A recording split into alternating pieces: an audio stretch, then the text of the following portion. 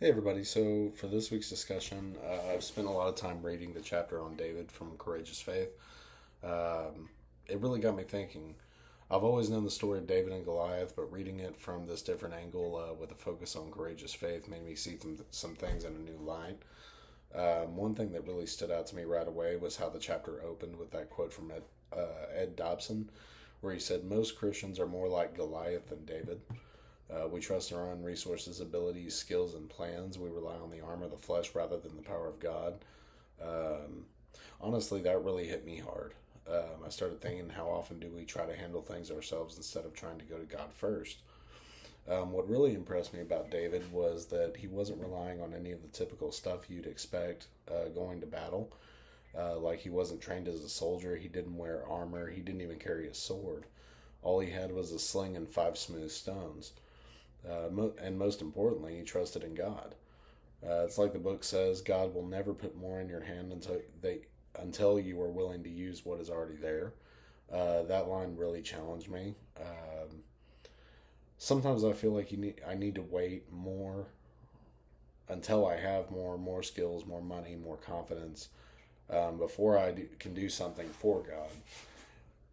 David didn't wait. He used what he already had. Another part that stuck with me on this was the idea that David was concerned about God's reputation, not his own.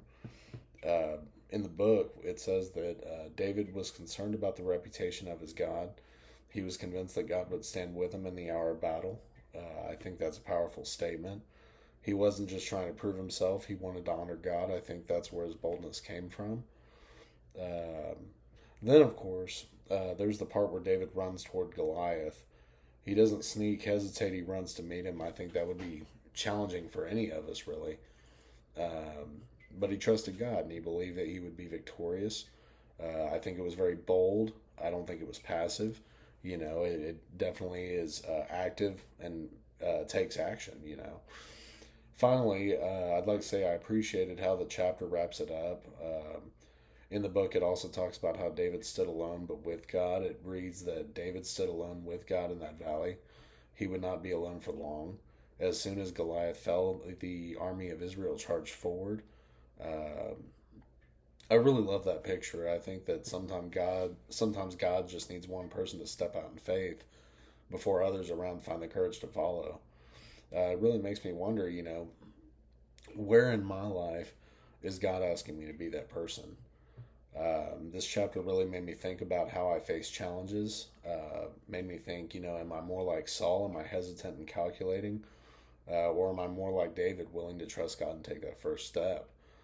Um, I think me individually, I still have a long way to go, but I definitely would like to be more like David and be able to take that first step.